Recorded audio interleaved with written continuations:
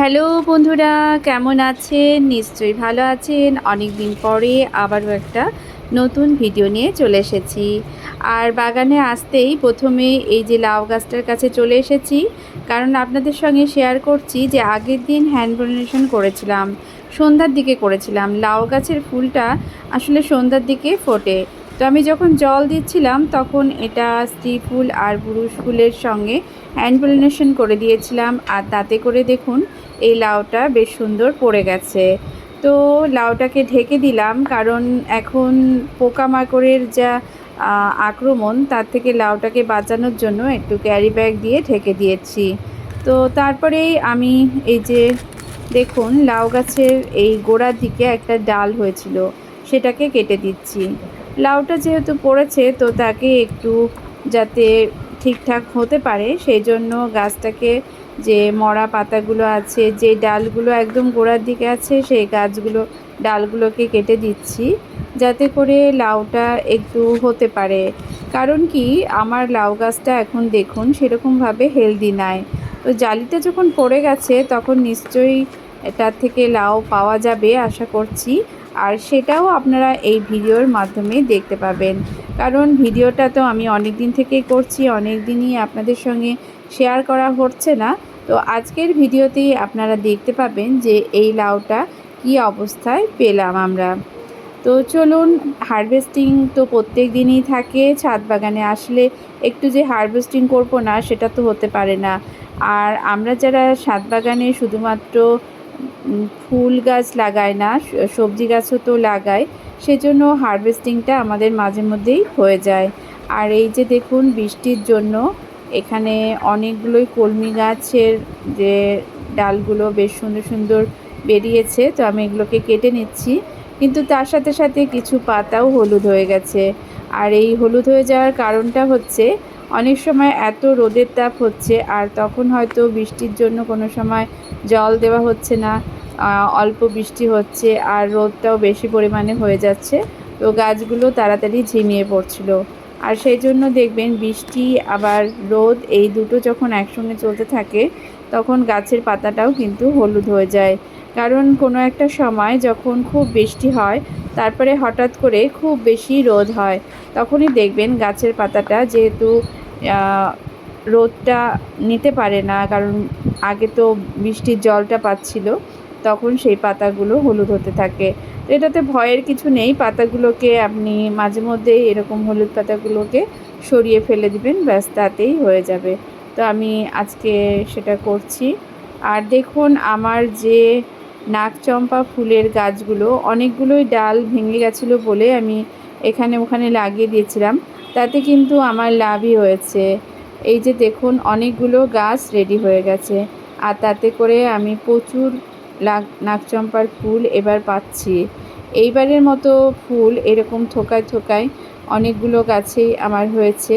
তো আমার পুজোর ফুলটা, এই সাদা ফুলটা, এই নাকচম্পা ফুল থেকেই হয়ে যাচ্ছে।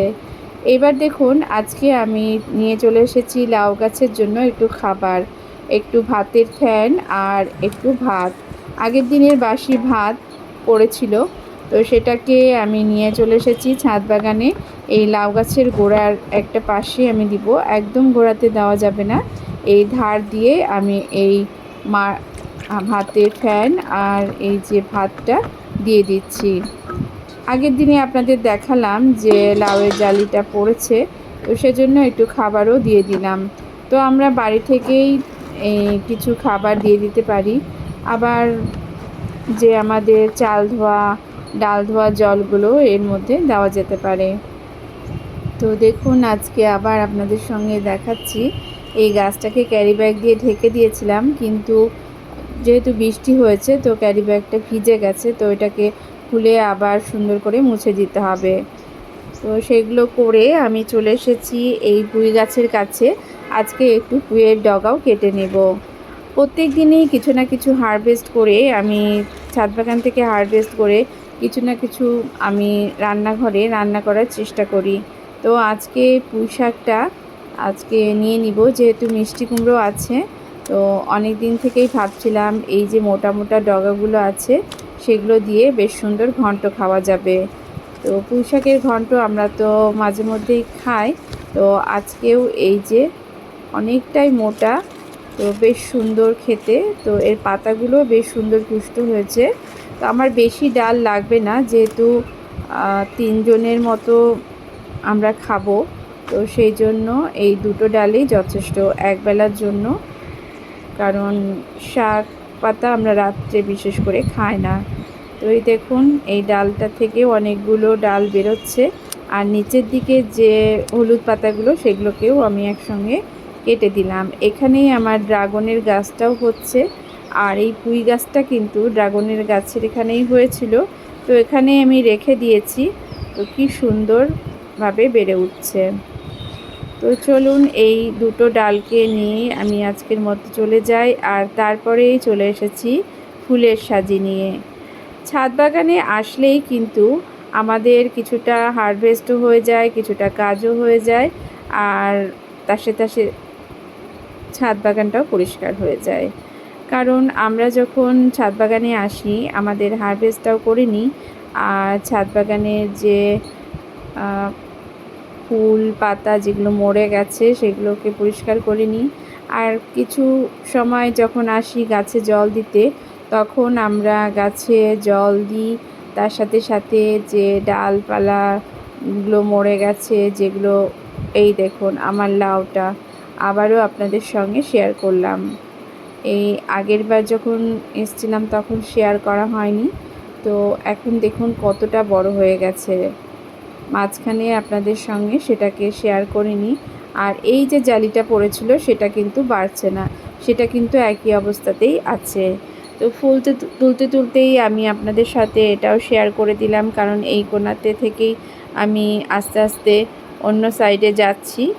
আর এখানে থোকা থোকা যে জবাগুলো ফুটেছে সেখান থেকে আমি তুলে নিলাম। তার সাথে দেখুন ঢ্যাঁড়স গাছটাও আমার দেখে নেওয়া হয়ে যাচ্ছে। তো এখান থেকেও কিছুটা ঢ্যাঁড়স আমি পেয়ে যাচ্ছি।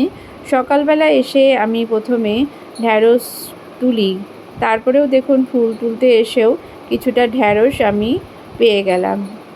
প্রত্যেক দিন সকালবেলা ঘুম ভেঙে আমি যখন ছাদ বাগানে আসি, একটু ছাদ বাগানটা ঘুরে তখন ঢ্যাঁড়সগুলো দেখে শুনে তুলে নেওয়ার চেষ্টা করি।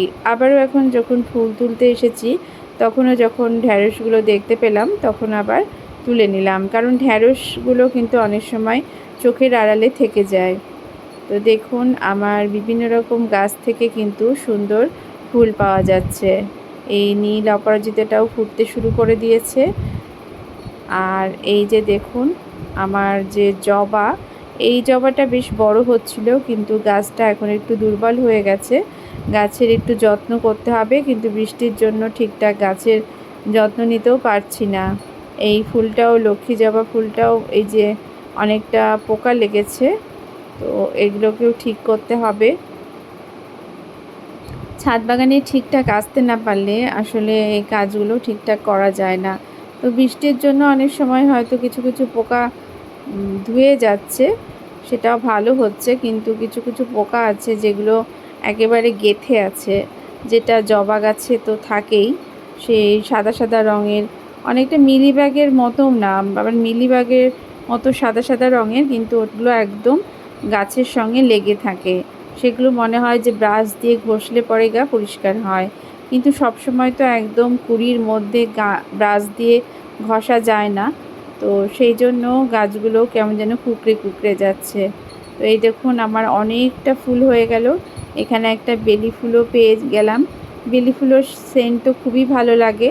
তো এখন এই ফুলটা দেওয়া অনেকটাই কমে গেছে। তো গাছে কোনো কোনো সময় ফুল দেওয়া একটু কমে যায়, আবার যখন কিছুদিন পরে আবার সেটা আবার ফুল দেয়। তো বেলি গাছের উপরের যে ডগাটা একটু কেটে দিলে বেশ সুন্দর আবার ফুল ফুটবে। তো এই দেখুন আবারও সেই ঢ্যাঁড়স পেয়ে গেলাম।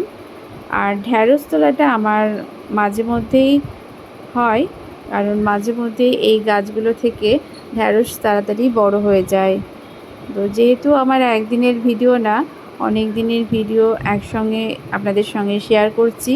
অনেক দিন ভিডিও দিতে পারিনি, ভিডিও শেয়ার করতে পারিনি। তো সেই জন্য আজকে আপনাদেরকে দেখাচ্ছি যে আমি কিভাবে প্রত্যেক দিন এই যে হারভেস্টের কাজটা করেছি। খুব বেশি বাগানের কাজ করতে পারিনি, তবে হারভেস্টটা তো করতেই হয়। আর মাঝে মধ্যে এই যে ডালপালাগুলো যেগুলো মরে গেছে সেগুলোকে পরিষ্কার করার কাজটা করেছি। আর তাছাড়া ছাদ বাগান ছাদ দেওয়াও খুব বেশি করতে পারিনি, কারণ যখন তখন বৃষ্টি এসে পড়ছে, তো সেই জন্য এই কাজগুলো একটু বিরতি আছে। আর এখন কিন্তু ভালোই বৃষ্টি হচ্ছে, গাছে জল দেওয়াটাও অনেকটাই কমে গেছে। এই দেখুন আবারও সেই ঢ্যাঁড়স। আমার প্রত্যেক দিন মোটামুটি 5-6টা করে ঢ্যাঁড়স আমি এখন পেয়ে যাচ্ছি। আপাতত যে ঢ্যাঁড়স গাছগুলো মোটামুটি পেয়ে যাচ্ছি। এই উচ্ছে গাছটাকেও ভেবেছিলাম কেটে ফেলবো, আপনাদের সঙ্গে শেয়ার করছিলাম যে আর রাখা যাবে না, এটা খারাপ হয়ে যাচ্ছে, পোকায় ধরে যাচ্ছে। তো দেখুন, তারপরেও দেখুন কত সুন্দর উচ্ছে পাওয়া যাচ্ছে। তো সেই জন্য আর এগুলোকে কেটে ফেললাম না, যাই পাওয়া যাক না কেন আমার মোটামুটি প্রয়োজন মিটে যাচ্ছে। আর একটা গাছকে যদি একবার কেটে ফেলি, আবার একটা নতুন গাছ কবে সেটা ফল দিবে তার আশায় বসে থাকতে হয়। তো সেই জন্য আমি এই গাছটাকেও তুলে ফেলিনি, এভাবেই হতে আছে।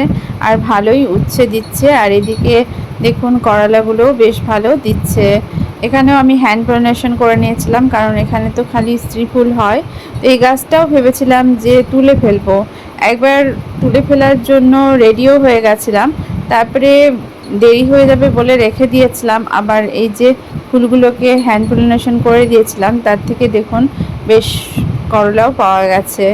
তো আজকে আমি তো 4-5টা করলা পেয়েও গেলাম। তো এইভাবে যদি আমি রেখে দিই আর তার থেকে যদি আমি করলা উচ্ছে পেয়ে যাই, তাহলে কেন আমি এগুলোকে তুলে ফেলবো? কারণ একটা গাছকে বড় করা তো বিশাল ব্যাপার, আর সময়টাও লাগে।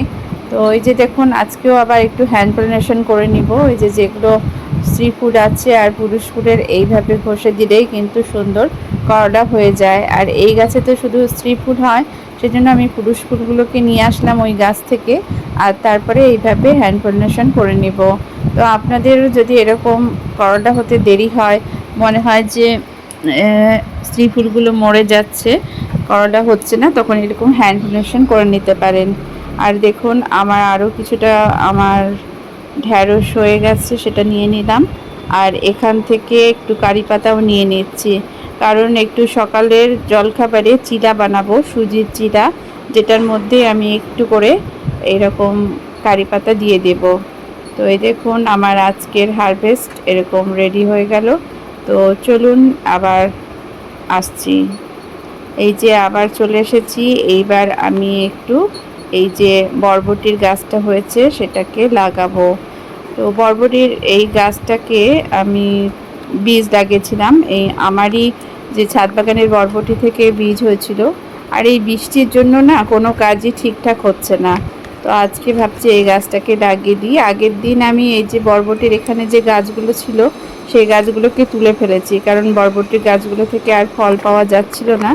তো সেগুলোকে তুলে ফেলেছি, শুধুমাত্র একটা গাছকে রেখেছি, যেই গাছটার মধ্যে একটু ফুল ফুটেছিল। তো এই গাছটা আমি লাগিয়ে দিলাম। আর এখানেও দেখুন বীজ থেকে বরবটির গাছ হয়েছে। তো আমি একটু এখানে বুঝতে পারিনি বলে একটু খুঁড়ে দিয়েছিলাম, তো তাতে হয়তো বরবটির বীজ থেকে যেগুলো গাছ বেরোবে সেগুলো বেরোতে পারিনি, একটাই বেরিয়েছে। আর এখানে আমার হলুদের গাছগুলো বেশ সুন্দর বেড়ে গেছে। আর এখানে একটা জবার গাছের ডাল লাগিয়েছিলাম, মনে হচ্ছে হয়েছে, কারণ এখন অনেক বৃষ্টি হচ্ছে, বৃষ্টির জন্য যে কোনো ডাল লাগালে কিন্তু সুন্দর হয়ে যায়। আর এখানেও নাগচম্পার গাছটাও মনে হচ্ছে লেগে যাবে। আর এই যে দেখুন কত ঢ্যাঁড়সের গাছ হয়েছে।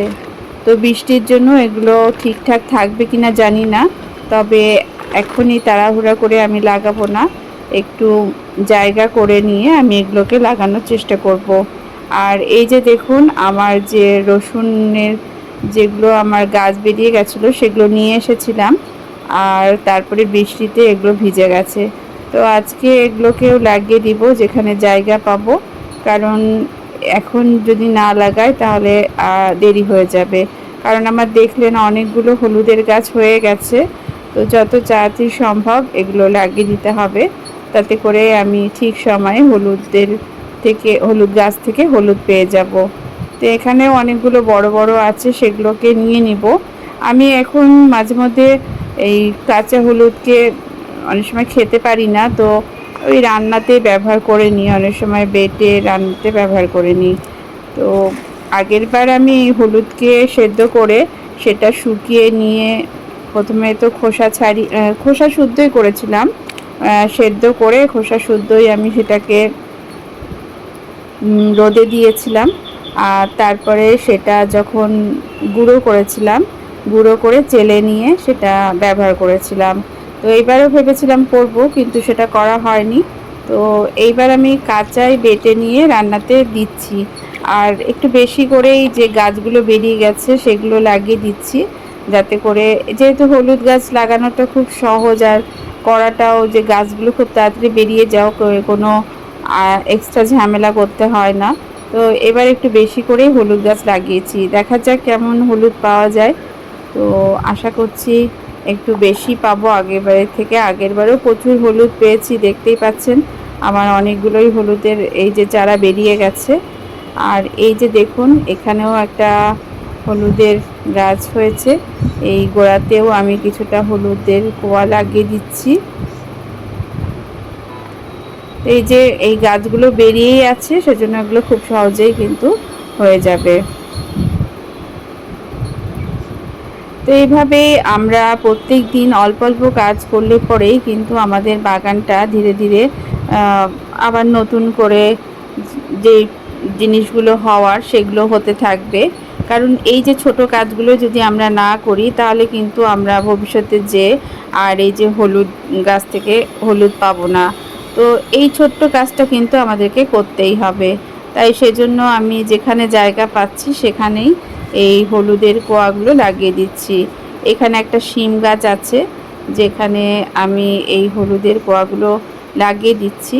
কারণ হলুদ হয়ে গেলে তো সেগুলো পুরোটাই তুলে নেওয়া হবে, তো অসুবিধা নেই, মাটিটা অনেকটাই আছে, জায়গা আছে বলে আমি এগুলোকে লাগিয়ে দিলাম। এরপরে চলুন আপনাদের সঙ্গে আরও কিছুটা বাগান একটু ঘুরিয়ে দেখায়, যেখানে এই যে দেখুন আমার যে বরবটি গাছগুলো আছে সেগুলো এখান থেকে ওখানে চলে যাচ্ছে, আর কিছুটা পোকাও হয়েছে, সেগুলোকে সমাধান করতে হবে। আর এই দিকটা আমার একটু ঢ্যাঁড়স হয়েছে, সেগুলোকেও তুলে নিচ্ছি আবার অন্য একটা দিন। ছাদ বাগানে এখন বৃষ্টি হচ্ছে বলে একটু সবুজও আছে। আর এই যে দেখুন লঙ্কাগুলো বেশ সুন্দর হয়েছে এই লঙ্কা গাছে। এভাবেই আমি ছাদ বাগানে এসে ছাদ বাগান দেখে শুনে এই যে ঢ্যাঁড়সগুলো তুলে নিই। যেভাবে আসলাম সেভাবেই আমি এই ঢ্যাঁড়স গাছগুলো, এই যে দেখুন অনেকটাই পোকা লেগেছে, তাই জন্য আমি একটু ছাড়ানোর চেষ্টা করছি। এভাবে যখন আমি যে ঢ্যাঁড়স তুলি তখন যে কি আনন্দ হয় আপনাদের সঙ্গে আর কি বলবো। প্রত্যেকেরই কিন্তু নিজের গাছের ফল বা সবজি তুলতে খুবই আনন্দ হয়, আর সেই অনুভূতিটা যারা পায়নি তারা অবশ্যই চেষ্টা করবেন যে ছাদ বাগানে কিছু গাছ লাগানোর। কারণ ফুল গাছ তো দেখতে ভালো লাগে, তো মাঝে মধ্যে যারা পুজো করেন তারা তো অবশ্যই সেখান থেকে ফুল তুলে পুজো করেন, সেটা তো একটা ভালো লাগা থাকে। ঘর সাজানোর জন্য আপনি ফুল ব্যবহার করতে পারেন, কিন্তু সবজি তুলে সবজি রান্না করে যে খাওয়ার যে টেস্ট, সেটা যেন অনেকটা বেড়ে যায়। আর সবজি বলতে যে কঠিন কঠিন সবজি আপনাকে লাগাতে হবে, যেগুলো অনেকটা পরিচর্যা করার ব্যাপার আছে, সেগুলো না লাগালেও চলবে। এই যে শাক পাতাগুলো আপনি লাগাতে পারেন, আর এই যে ঢ্যাঁড়স গাছ যদি আপনি কিছুটা করতে পারেন, তাহলে কিন্তু আপনি এইখান থেকে ভালোই সবজি পাবেন। দেখতেই পাচ্ছেন আমার হাত মুঠো করে একদম ঢ্যাঁড়স রেডি হয়ে গেছে, একদম তাজা তাজা ঢ্যাঁড়স। এগুলো খেতে যে কি টেস্টি, খুব সুন্দর মিষ্টি। আর এই যে দেখুন আমার লাউটা কিন্তু অনেকটাই বড় হয়ে গেছে, তো পাড়ার মতো মোটামুটি হয়ে গেছে। তো আজকে ভাবছি পারবো। আর এই যে দেখুন কাকে সঙ্গে নিয়ে চলে এসেছি। আসলে সবারই কিন্তু সবজি পাড়তে ভালোই লাগে। আর বাড়িতে নন্দা এসেছিল, নন্দাকে দিয়েই বললাম তুমি সবজিটা পারো। আর কি আনন্দে যে সে সবজিটা, মানে লাউ থেকে লাউটা পাড়ছিল, তার কি বলবো। দেখুন আবার উনি দেখাচ্ছেন যে দেখুন কতটা বড় হয়েছে, কত সুন্দর হয়েছে।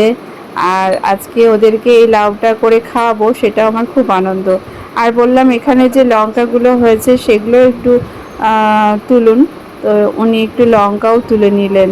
কারণ দেখবেন আমি তো ছাদ বাগানের গাছ থেকে নিজের সবজি তুলি, কিন্তু অন্যদেরও তো অনেকটা ইচ্ছে করে যাদের সবজি হয়তো পায় না, তো তাদের জন্য আমি একটু বললাম।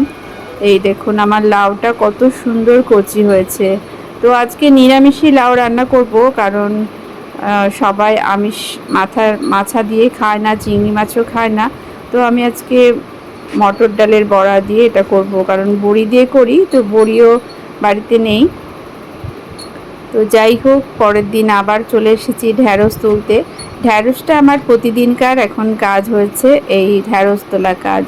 তো ছাদ বাগানে আসলে এই কাজটা তো অবশ্যই করতে হবে। আর তার সাথে সাথে ফুল তোলা তো থাকেই, কারণ পুজোর জন্য ফুলটা অবশ্যই তুলতে হবে। তো সেই কাজটা আমি আমার শাশুড়ি মাই করে, ফুল তোলার কাজটা, কারণ উনি পূজা দেন। তো তারও ভালো লাগে একটু গাছ থেকে ফুল তুলে পুজো দিতে। তো সেই জন্য আমি ওনাকে দিয়েই করাই। আর আমি এই সব সবজি টবজি তুলি দেখে শুনে, কারণ এগুলো অনেক সময় দেখা, কোথায় কি হয়েছে সবটা তো দেখা সম্ভব হয় না। তো সেই জন্য, আর যদি ইচ্ছে হয় উনিও হয়তো তুলতে পারেন, কিন্তু আমাদের বাড়িতে আমার অন্যান্য যে আছে তারা সবজি হয়তো দেখছে, কিন্তু তারা সেরকমভাবে তোলার আগ্রহ দেখায়নি। আমার তো খুবই ভালো লাগে ছোটোবেলা থেকে বাবার সাথে এরকম সবজি বাগানে, ছাদ বাগানে, আমাদেরও ছোটোবেলা থেকে এরকম ছাদ বাগান, সবজি বাগান ছিল। তো সেখান থেকে একটা আগ্রহটা আসলে গ্রো করেছে। তো আজকেও আমি সেই আগ্রহ থেকেই ছাদ বাগান করছি। ভালো লাগে এটাকে নিয়ে থাকতে। নানান কাজের মাঝে যদি আমরা এইটুকু সুখ পাই, তাহলে কিন্তু একটা অন্যরকম অনুভূতি হয়। তো দেখুন আমার এই যে উচ্ছেগুলো আবারও বড় হয়ে গেছে দেখতে পাচ্ছি।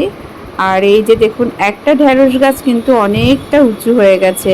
এটা মাথা কেটে দিলে হয়তো ডালপালা ছাড়বে, তবে আমি এখনও কাটিনি, এভাবেই রেখেছি।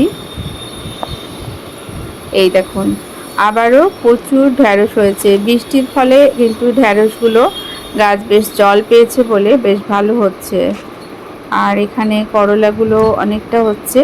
অনেক দিনই আপনাদের সঙ্গে ভিডিও শেয়ার করতে পারিনি, সেই জন্য এই অনেক দিনের ভিডিওগুলোই আপনাদের সঙ্গে আজকে শেয়ার করছি। ছোট ছোট উচ্ছেগুলো বেশ ভালোই লাগে খেতে। একটা বন্ধু আমাকে বলেছিলেন যে খুব মজা লাগে। সত্যি করলা উচ্ছে দুটোই ভালো লাগে, তবে উচ্ছের টেস্টটা একটু অন্যরকমই হয়। আমার তো ভাজা খেতে তো খুবই ভালো লাগে, তবে মাঝে মধ্যে আলু আর করলার যে সেদ্ধটা সেটাও কিন্তু ভালোই লাগে। আর এই যে দেখুন আবারও সেই ঢ্যাঁড়স তুলতে চলে এসেছি। রোজকার দিনের এই তো কাজ, তো ভালো লাগে। একদিন না পেলে কিন্তু দুঃখই লাগে যে পেলাম না। সেজন্য এইটুকু আনন্দই আমাদের যেন প্রত্যেকেরই থাকে, প্রত্যেকে যাতে আমরা এইভাবে আনন্দে থাকতে পারি। আর আপনারাও যারা এইরকমভাবে ছাদ বাগান করেননি, তারা অবশ্যই ছাদ বাগানে এরকমভাবে সবজি গাছ, ফুল গাছ, ফল গাছ লাগাতে পারেন। যতটা যার সম্ভব সেভাবেই কিন্তু আপনারা আপনাদের যে ছাদ বাগানটাকে সাজিয়ে তুলতে পারেন। একটু তো খাটনি হয়, কিন্তু তার থেকে যে প্রাপ্তি হয় সেটা কিন্তু অনেক বেশি। এই তো আজকের মতো আমি তাহলে বিদায় নিচ্ছি। Tata, by.